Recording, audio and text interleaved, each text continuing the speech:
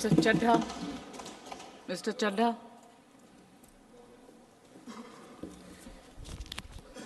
क्या बीजेपी भारत देश में निष्पक्ष चुनाव खत्म करना चाहती है? क्या भाजपा की सरकार लोकतंत्र की कोई अहमियत नहीं समझती? क्या भाजपा की सरकार के लिए संवैधानिक संस्थाओं की कोई अहमियत नहीं है? क्या भाजपा सरकार हर संवैधानिक संस्था को अपनी कठपुतली बनाना चाहती है? क्या भाजपा सरकार सुप्रीम कोर्ट के फैसले की कोई सम्मान नहीं करती, उसकी कोई अहमियत नहीं समझती? ये कुछ सवाल हैं जो बिल पढ़ने के बाद मेरे जहन में आए, और वो इसलिए आए क्योंकि इस बिल के माध्यम से ये सरकार चुनाव आयोग को पूरी तरीके से अपने नियंत्रण में लेना चाहती है, यानी कि चुनाव आयोग पे पूर्ण कब्जा चाहती है। मैम, चुनाव आयोग के 3 सदस्य होते हैं, एक मुख्य चुनाव आयुक्त यानी कि चीफ इलेक्शन कमिश्नर और 2 अतिरिक्त इलेक्शन कमिश्नर्स। इनकी चयन और नियुक्ति इस बिल के माध्यम से पूरी तरीके से सरकार के हाथों में आ जाएगी, और वे जिसको चाहें, चाहे वो पार्टी का शख्स हो, यस मैन हो, पार्टी मैन हो, जिस मर्जी को चाहें वे चुनाव आयुक्त बना सकते हैं। चुनाव आयोग की हमारे देश के चुनावों में बड़ी महत्वपूर्ण भूमिका है। किसका वोट बनेगा, किसका वोट कटेगा, ये चुनाव आयोग तय करता है। किस तारीख पर चुनाव होगा, कितने चरण में चुनाव होगा, ये चुनाव आयोग तय करता है। ईवीएम मशीन कहां कहां भेजी जाएंगी, उसका नियंत्रण, उसका मैनेजमेंट, उसका योग, उसका प्रयोग, सारी चीजें चुनाव आयोग तय करता है। तो इसीलिए चुनाव आयोग एक बड़ी महत्वपूर्ण संस्था है इस देश के फ्री एंड फेयर इलेक्शंस के लिए। Ma'am, I will mince no words. This bill is going to destroy one of the few remaining independent institutions in India, that is the Election Commission, and thereby dislodge free and fair elections from India. ये bill 3 व्यक्ति या संस्था का अपमान है। पहला अपमान है सुप्रीम कोर्ट का।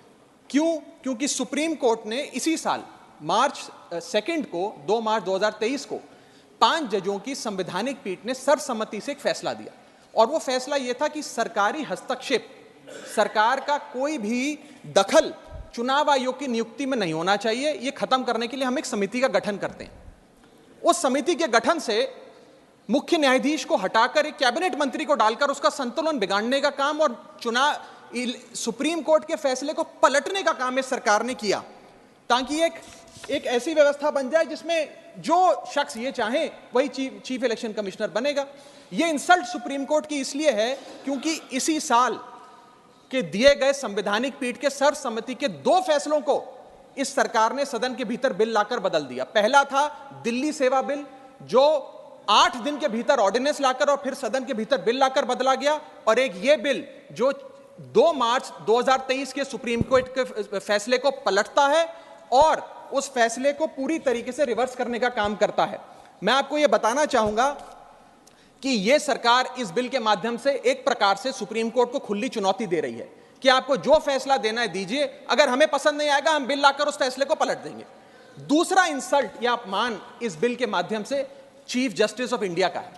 सुप्रीम कोर्ट का फैसला कहता है कि चयन समिति के 3 सदस्य होंगे, माननीय प्रधानमंत्री जी, माननीय नेता प्रतिपक्ष यानी कि लीडर ऑफ ऑपोजिशन, और 3rd chief justice of India.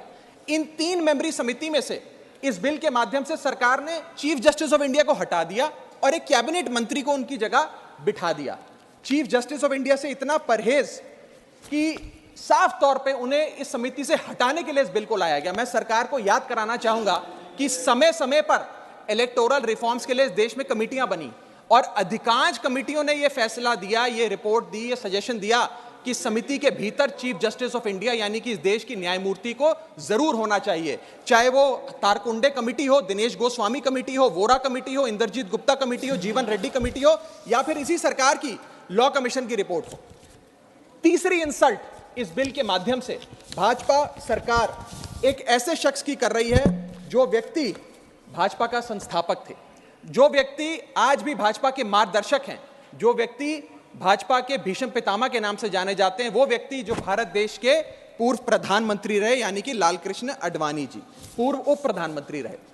Ma'am, 2 जून 2012 को, और मैं राज्यसभा के पटल पे इस लेटर को रखूंगा, 2 जून 2012 को माननीय लालकृष्ण आडवाणी जी ने उस समय के प्रधानमंत्री डॉक्टर मनमोहन सिंह को पत्र लिखकर कहा कि चुनाव आयोग की जो भूमिका है चुनावों में बड़ी महत्वपूर्ण है, उसकी नियुक्ति पर एक बहुत बड़ा संदेह, प्रश्न चिन्ह लगा हुआ है, और उसकी नियुक्ति सरकार के हाथ में नहीं होनी चाहिए। और वो लिखते हैं, the present system whereby members to the election commission are appointed solely on the advice of the prime minister does not evoke confidence in the people. keeping these important decisions as the exclusive preserve of the ruling party renders the entire selection process vulnerable and open to manipulation and partisanship. और वो कहते हैं कि समिति 5 सदस्यों की हो जो सीईसी की चयन करे, उनकी नियुक्ति करे, जिसमें प्रधानमंत्री हो, जिसमें लीडर ऑफ ऑपोजिशन लोकसभा हो, जिसमें लीडर ऑफ ऑपोजिशन राज्यसभा हो, जिसमें चीफ जस्टिस ऑफ इंडिया हो और कानून मंत्री हो, यानी कि 2 सदस्य सरकार के, 2 सदस्य ऑपोजिशन के और 1 न्यायपालिका के। ये समिति बड़ी अच्छी है, यानी कि अडवाणी जी भी चीफ इलेक्शन कमिश्नर की स्वतंत्रता के लिए, चुनाव आयोग की स्वतंत्रता के लिए लड़ते रहे, लेकिन इन लोगों ने अडवाणी जी को भी उनके हक की, उनके अधिकार की बात नहीं दी। आज मैं सदन में दूसरी बार लालकृष्ण अडवाणी जी के हक की, उनके अधिकार की बात मांगने के लिए खड़ा हुआ हूं। पहला जब उन्होंने दिल्ली सेवा बिल पर कहा था दिल्ली को पूर्ण राज्य का दर्जा दिया जाए, और आज जब उन्होंने कहा कि चीफ इलेक्शन कमिश्नर की नियुक्ति स्वतंत्रता से हो, निष्पक्ष तरीके से हो। आगे मैं 3 महत्वपूर्ण कारण बताना चाहूंगा मैडम, जिसके चलते ये बिल को आज मैं और मुझे लगता है समस्त विपक्ष अपोज करता है। पहला कि ये बिल पूरी तरीके से इलीगल है, गैर कानूनी है, और वो इसलिए है क्योंकि you can not reverse a Supreme Court judgement without changing the very basis of it. यानी कि अगर आपको सुप्रीम कोर्ट के फैसले को पलटना है तो सुप्रीम कोर्ट जिस फैसले को देते हुए जिस आधार को रेफर करता है, आपको उस आधार को बदलना पड़ेगा। आप सीधा फैसला नहीं पलट सकते। लेकिन इन लोगों ने सुप्रीम कोर्ट के फैसले की मूलभूत भावना को इस बिल के माध्यम से चोट पहुंचाने की कोशिश करी है और निष्पक्षता को चुनाव आयोग की भंग किया है। दूसरी कारण क्यों ये बिल गैर का, इसलिए क्योंकि ये बिल बेसिक स्ट्रक्चर, माइक, मेरा माइक चला गया, क्योंकि ये bill basic structure of the constitution के खिलाफ है। Basic structure of the constitution है free and fair elections, basic structure of the constitution है निष्पक्ष चुनाव और डेमोक्रेसी। अगर बायस्ड इलेक्शन कमीशन होगा तो चुनाव भी बायस्ड होगा। अगर गैर निष्पक्ष तरीके से चुनाव आयोग चुना जाएगा तो हिंदुस्तान में चुनाव भी गैर निष्पक्ष तरीके से होंगे। इसीलिए यह basic structure of the constitution को भी पूरी तरीके से वायलेट करता है। मैं आगे बताना चाहूंगा कि दूसरा महत्वपूर्ण कारण क्यों यह बिल एक प्रकार से सरकार के हाथ में चुनाव आयोग का पूरा नियंत्रण दे देता है। Why is the selection committee biased in the favour of the government? Supreme court ने कहा 3 मेंबरी समिति होगी जो तय करेगी कि चुनाव आयोग में कौन कौन बैठेगा, प्रधानमंत्री, लीडर ऑफ ऑपोजिशन और चीफ जस्टिस ऑफ इंडिया।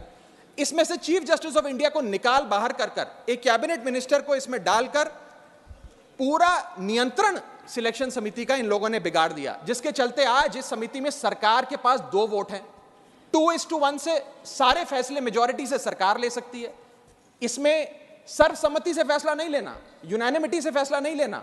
सरकार चाहे तो 2:1 से कोई भी फैसला ले सकती है, यानी कि सारा नियंत्रण कौन मुख्य चुनाव आयुक्त होंगे, कौन चुनाव आयुक्त होंगे, ये सरकार के हाथ में आ जाता है। और ये एक ऐसी व्यवस्था बनाता है कि एक पार्टी मैन, एक यस मैन चुनाव आयुक्त बन सकता है। वो दिन भी दूर नहीं कि चाहे भाजपा अगर कल तो संबित पात्रा को चीफ इलेक्शन कमिश्नर बना सकती है मैडम, और 2:1 के रेशियो से संबित पात्रा देश के चीफ इलेक्शन कमिश्नर बन सकते हैं। आप सोचिए कि ये कितना खतरनाक होगा अगर वो चीफ इलेक्शन कमिश्नर बन गए। मैं आगे चलता हूं। पैरा